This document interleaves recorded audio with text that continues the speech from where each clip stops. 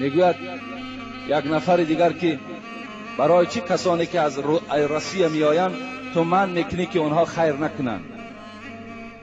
اگر تو ذره انصاف داشته باشی، همون شخصی که از روسیه میآید حال امر پرس بیچاره را، همش کسلی هستند. سلام علیکم دوستان عزیز. اپیدمی پستا برای بیماری پروستاتیت، برای خنک گرفتگی و مردانگی را با قوت کردن و ام پلوس هم همچنین است. فقط مردایی که اولادار هستند و مردایی که مردانگیشان با قوت نیست و همخوابگیشان خیلی سست است، انا همین نواری که ما کردیم ام پلوس برای همان مردها هست. مرحمت خریداری کنید، استعمال کنید و زندگیتان را خوب و خرسندانه پیش برید.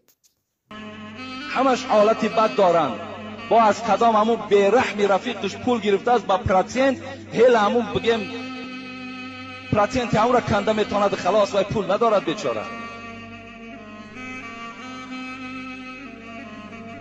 وای روسیه از خوشی و خرسندی تماشا نرفته است، وای برای نمی تنگی زندگیش رفته است، وای برای شکم ما و شما را سیر کردن نرفته است، وای فرزندکای زیاد دارد.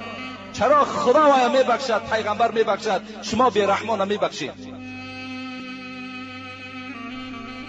پیغمبر خدا میگوید ابدا بنفسک فتصدق علی. ای امتی من، تو اگر جوان مرد باشی به گفی هر آدم توجه ندی، بلکه پول یافتی اول نفس خودت سیر کن، خودت سیر کن. فتصدق علیها، بر نفس خودت لباست خوب کن، شکمت سیر کن. فاین فضول شیء فلاهلک.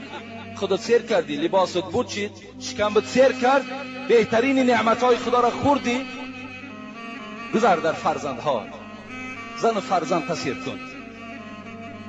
فاین فضول عن اهلک شیء. اگر ما بودایی که فرزندها سیر کرد، زنت سیر کرد، خودت سیر کردی، این حالت چیکار کن؟ این حالت فها کذا و ها کذا بعد برای مردم ده خیر احسان کردن بگیر. این بیچاره خودش گرسنه است، این بیچاره دادری بیزن دارد، خواهری بیشوهر دارد، پدری موی سفیدی بیمار دارد، مادری بیمار دارد. اونها را تأمین کند یا شکم ما و شما را سیر کنند؟ چند سو میارد؟ ما من کردیم، نکنید جوانای عزیز، اینا سیر نمیکنن. آوردیم پول ذخیره کنین برای روزهای خودت تبابت کن. خودش بیچاره همه شیش کسل میآیند. خودت تبابت کن، نفقه پدر و مادر را برسان، دادری بیزن تا زن بده اگر مبلغت برسد.